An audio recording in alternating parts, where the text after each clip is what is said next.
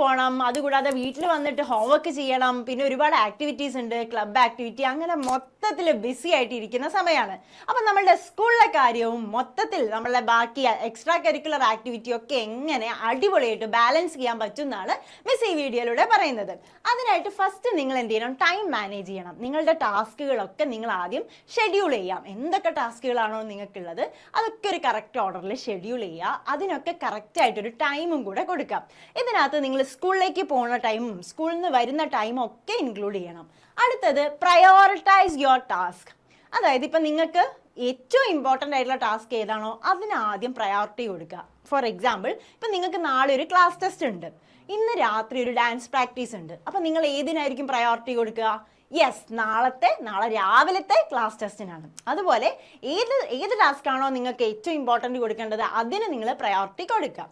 രണ്ടാമത്തേത് communication with your teachers and mentors. അതായത് നിങ്ങളുടെ ഈ എക്സ്ട്രാ കരിക്കുലേഴ്സിലും നിങ്ങളുടെ ലേണിങ്ങിലൊക്കെ ഇൻവോൾവ് ആയിട്ടുള്ള നിങ്ങളുടെ ടീച്ചേഴ്സിനോട്, നിങ്ങളുടെ ക്ലാസ് ടീച്ചർ ആവട്ടെ, നിങ്ങളുടെ ഓരോ സബ്ജക്റ്റ് എടുക്കുന്ന ടീച്ചേഴ്സൊക്കെ ആവട്ടെ, അവരായിട്ട് നിങ്ങളുടെ ടാസ്കുകളെ പറ്റിയൊക്കെ കമ്മ്യൂണിക്കേറ്റ് ചെയ്യുക. എനിക്ക് ഇന്ന ടൈമിന് ക്ലബ്ബിൽ ഇന്ന ഒരു പ്രോഗ്രാം ഉണ്ട്, അങ്ങനെ നിങ്ങൾ ടൈമൊക്കെ ഒന്ന് അവരുമായിട്ട് നിങ്ങളുടെ പ്ലാനൊക്കെ ഒന്ന് അവരുമായിട്ട് കമ്മ്യൂണിക്കേറ്റ് ചെയ്യുക. അപ്പോൾ അവരെന്തെങ്കിലും അഡ്വൈസ് തരികയാണെങ്കിൽ അതൊക്കെ സ്വീകരിക്കുക. അതിനനുസരിച്ച് നിങ്ങളും പ്ലാൻ ചെയ്യുക. അതിനനുസരിച്ച് പ്ലാൻ ചെയ്താൽ കുറച്ചും കൂടെ എഫക്റ്റീവ് ആയിരിക്കും. നാലാമത്തത് take care of your self. അത് ഭയങ്കര ഇമ്പോർട്ടൻ്റ് ആണ്. നന്നായിട്ട് ഉറങ്ങണം, നല്ല രീതിയിൽ. നന്നായിട്ട് കുറേ നേരം ഉറങ്ങുകയല്ല, ഒരു പ്രോപ്പറായിട്ട് ഒരു 7 ഹവറെങ്കിലും നിങ്ങൾ ഉറങ്ങണം. അതേപോലെ നല്ല രീതിയിൽ ഭക്ഷണം കഴിക്കണം. നല്ലോണം ബ്രേക്ക്ഫാസ്റ്റ്, ലഞ്ച് എല്ലാം ഭക്ഷണം കഴിക്കണം. ഫുഡ് ഒന്നും സ്കിപ്പ് ചെയ്യാൻ പാടില്ല. ബ്രേക്ക്ഫാസ്റ്റ് ഒക്കെ നന്നായിട്ട് കഴിക്കണം. ഓക്കെ, അതും ഹെൽത്തി ആയിട്ടുള്ള ഫുഡ് കഴിക്കാൻ ശ്രമിക്കുക. പിന്നെ പ്രധാനപ്പെട്ട ഒരു കാര്യമാണ് ഹൈഡ്രേറ്റഡ് ആയിട്ടിരിക്കുക. വെള്ളമൊക്കെ കുടിച്ച് നല്ലപോലെ അടിപൊളിയായിട്ടിരിക്കുക. പിന്നെ ബ്രേക്കും ഉണ്ടാവണം.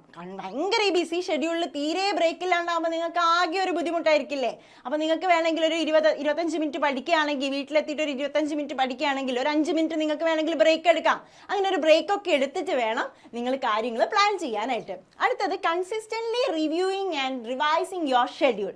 നിങ്ങളുടെ ഈ ഷെഡ്യൂളൊക്കെ നിങ്ങൾ എന്താ ഒന്ന് റിവ്യൂ ചെയ്യണം. ഈ വീക്ക് ഞാൻ പ്ലാൻ ചെയ്തതൊക്കെ കറക്റ്റായിട്ട് നടന്നിട്ടുണ്ടോ? അടുത്ത വീക്ക് ഞാൻ എങ്ങനെ പ്ലാൻ ചെയ്യണം?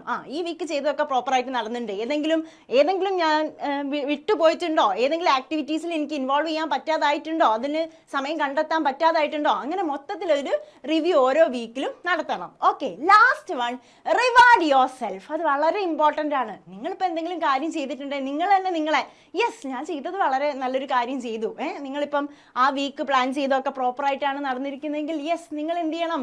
നിങ്ങൾ ട്രീറ്റ് ചെയ്യുക. നിങ്ങളെ തന്നെ ട്രീറ്റ് ചെയ്യുക. നിങ്ങൾക്ക് വേണമെങ്കിൽ ഫ്രണ്ട്സിൻ്റെ കൂടെ ചില്ല് ചെയ്യാം, ഫ്രണ്ട്സിൻ്റെ കൂടെ പുറത്തൊക്കെ പോയിട്ടൊന്ന് ഗെയിംസ് ഒക്കെ കളിക്കാം, അതേപോലെ അവരോട് സംസാരിച്ചിരിക്കാം, ഒരു വാക്കിന് പോവാം. അങ്ങനെ നിങ്ങൾ എന്ത് ചെയ്യുക? നിങ്ങളെ ട്രീറ്റ് ചെയ്യുക.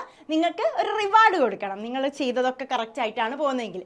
ഇങ്ങനെ അടിപൊളിയായിട്ട് ഇനി അങ്ങോട്ട് നമുക്ക് പ്ലാൻ ചെയ്ത് ബാലൻസ് ചെയ്ത് പോയാലോ? അപ്പം നിങ്ങൾ ഇതിന് റെഡിയാണോ?